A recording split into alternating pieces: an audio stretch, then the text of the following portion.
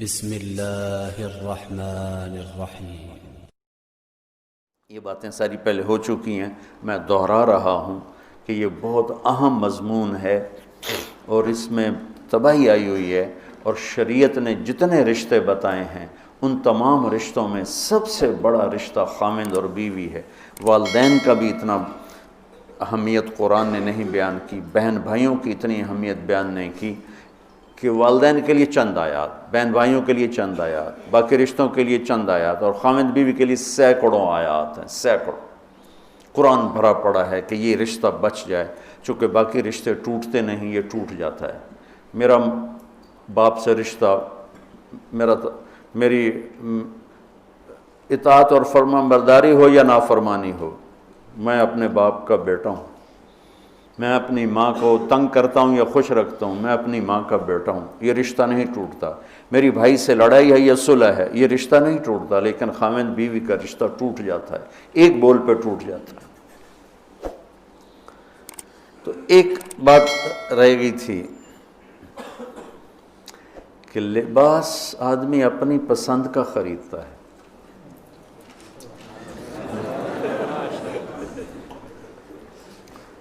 جب چھوٹا بچہ ہوتا ہے پھر تو ماں باپ پہناتے ہیں، جب وہ ہوش میں آ جاتا ہے تو وہ لباس اپنی پسند کا لیتا ہے، ماں کی پسند کا نہیں لیتا، باپ کی پسند کا نہیں لیتا ہے۔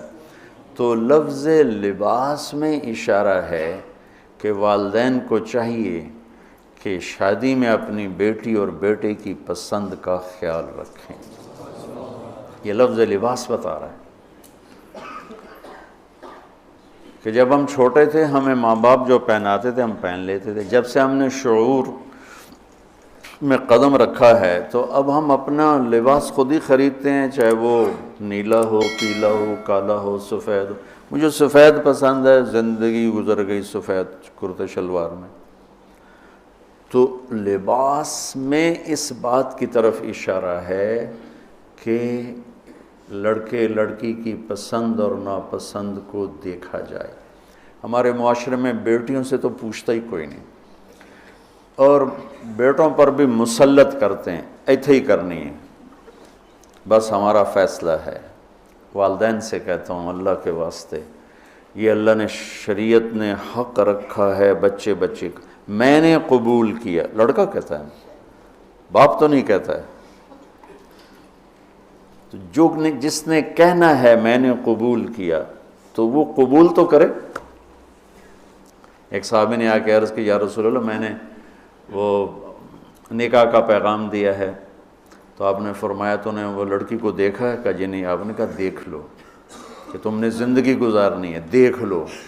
اتنی گنجائش رکھیے کہ لڑکا لڑکی بیٹھیں، آپس میں بیٹھیں، ایک دوسرے کو دیکھ لیں، بات چیت کر لیں، تو انہوں نے زندگی گزارنی ہے۔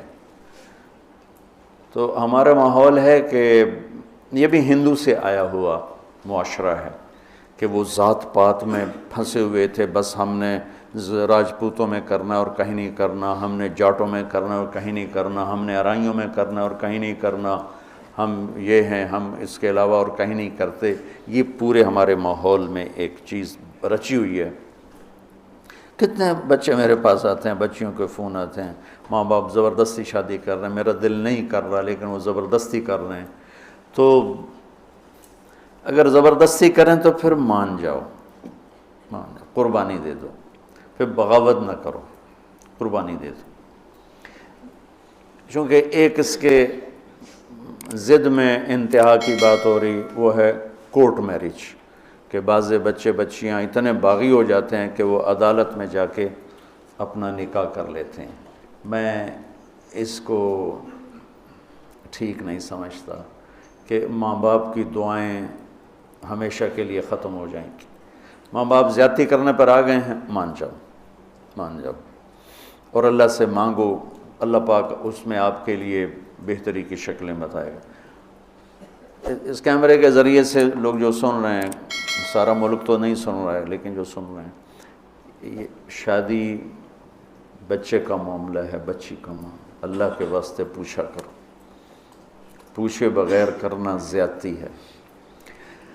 میرے نبی کی حدیث سناتا ہوں، ما تزوجت وما زوجت الا بوحی من السماء نزل به جبریل، میں نے شادی کی یا بیٹی کی شادی کی، پہلے آسمان سے وحی آئی، جبریل آئے، پیغام لائے، حکم لائے، پھر میں نے یہ کام کیا۔ ٹھیک،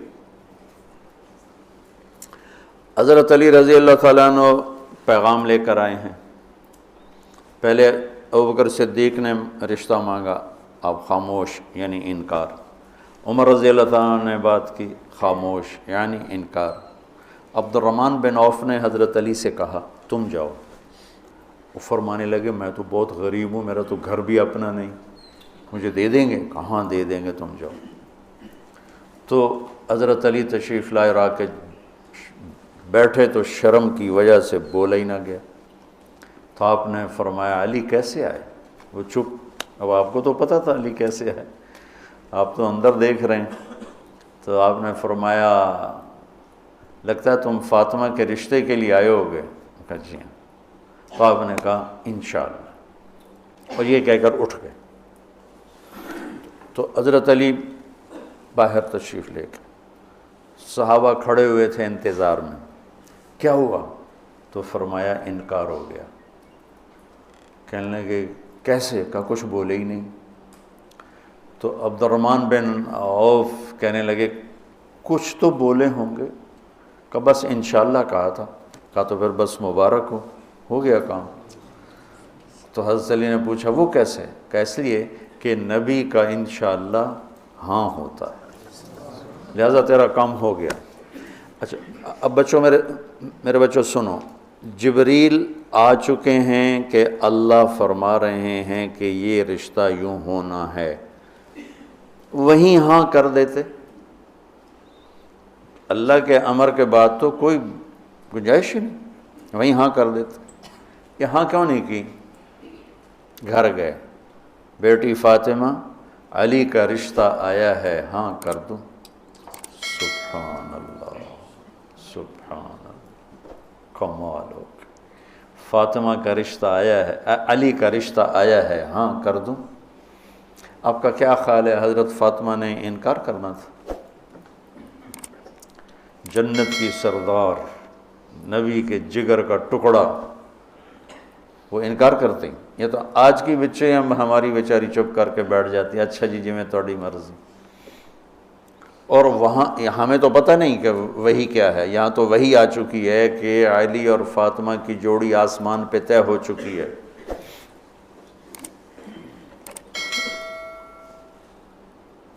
حضرت فاطمہ رضی اللہ تعالیٰ عنہ کے اقرار کے بعد آپ باہر تشریف لائے۔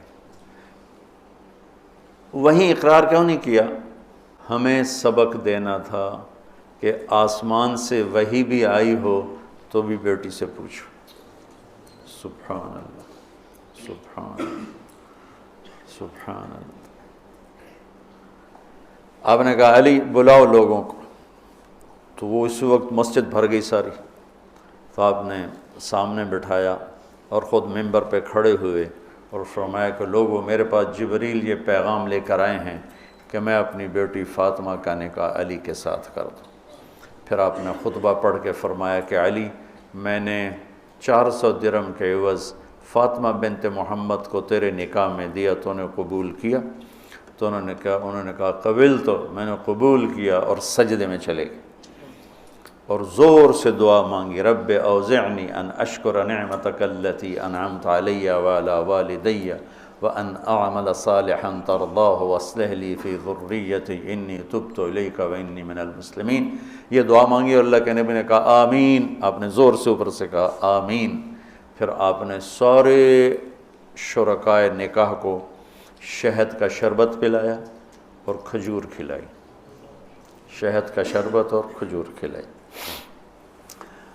تو آسمانی وحی کے بعد بھی باپ پوچھ رہے ہیں کہاں کر دوں؟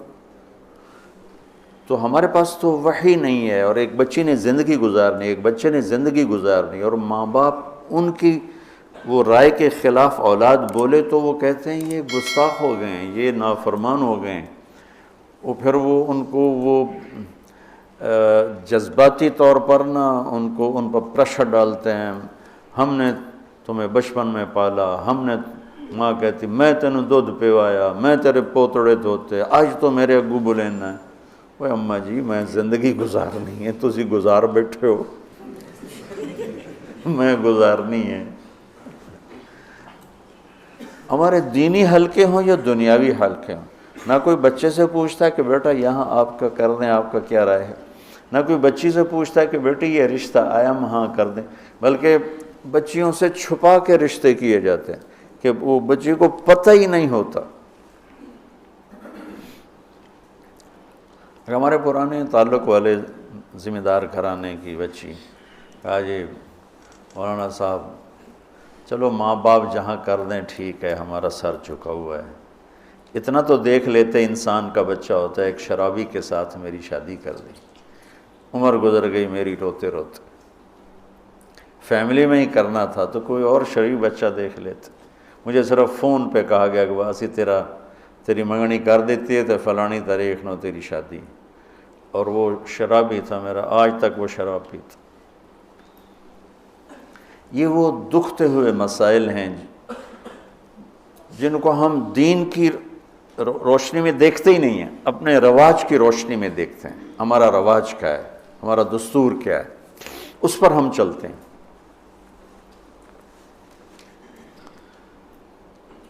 تو میرے نبی نے ہم عمر سے شادی کی، سودا، عمر سے بڑی سے شادی کی، خدیجہ، کم عمر سے شادی کی باقی ساری بیگمات، خاص طور پہ حضرت عائشہ، مطلقہ سے شادی کی زینب، بیوہ سے شادی کی خدیجہ، حفصہ، کنواری سے شادی کی عائشہ رضی اللہ تعالیٰ عنہ، مالدار سے شادی کی خدیجہ، غریب سے شادی کی جویریہ، باندی ہو کر آئی ہیں، ہمسر سے برابری میں شادی کی ام سلمہ، ام حبیبہ، اپنے خاندان میں شادی کی عائشہ، ام حبیبہ، ام سلمہ، یہ حفصہ، یہ قریش ہیں، خاندان سے باہر قوم میں شادی کی جویریہ، میمونہ، قوم سے بھی باہر یہود میں شادی کی صفیہ رضی اللہ تعالیٰ عنہ۔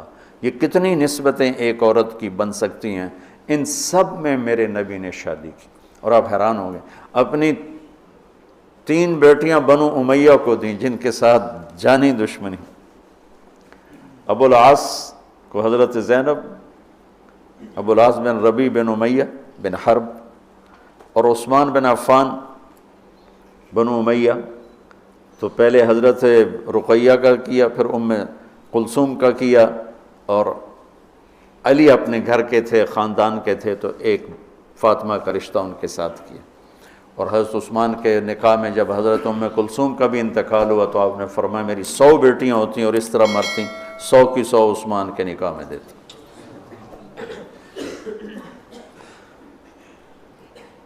یہ معاشرت کے احکام کو اللہ روزے کے درمیان لے کر آئے، اوپر بھی روزہ ہے نیچے بھی روزہ ہے، اور اس کے بیچ میں اللہ تبارک و تعالی ہمیں یہ دکھا رہا ہے کہ معاشرت عبادات کی طرح ہے، عبادت کی طرح ہے، معاشرت خوبصورت نہیں ہوگی تو ہمارا دین خوبصورت نہیں ہوگا، میں بیوی کو عزت نہیں دوں گا۔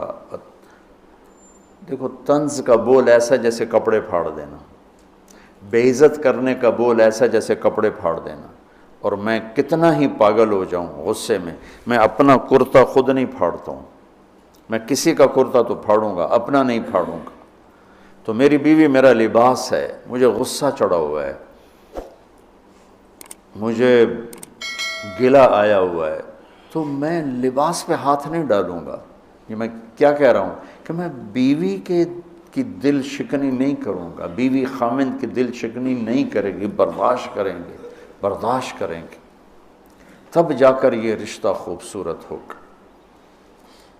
دنیا میں کسی بھی رشتے کو باقی رکھنے کے لیے برداشت کے سوا کوئی قانون نہیں، اور اس رشتے کے لیے برداشت سب سے زیادہ ہے کہ برابری کا رشتہ ہے، کبھی خامند گرم کبھی بیوی گرم، پھر دونوں ہی گرم تو پھر آگ بھڑکے گی اور بڑھتی چلی جائے گی۔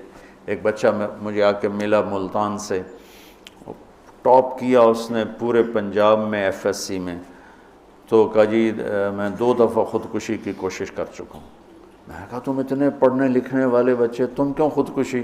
کہا جی میرے ماں باپ دونوں آپس میں اتنا لڑتے ہیں کہ ان کی لڑائی سے بددل ہو کر میں نے 2 دفعہ خودکشی کی کوشش کی۔ تو میرے نبی نے 11 گھر آباد کر کے ہمیں زندگی سکھائی ہے کہ اس خوبصورت رشتے کو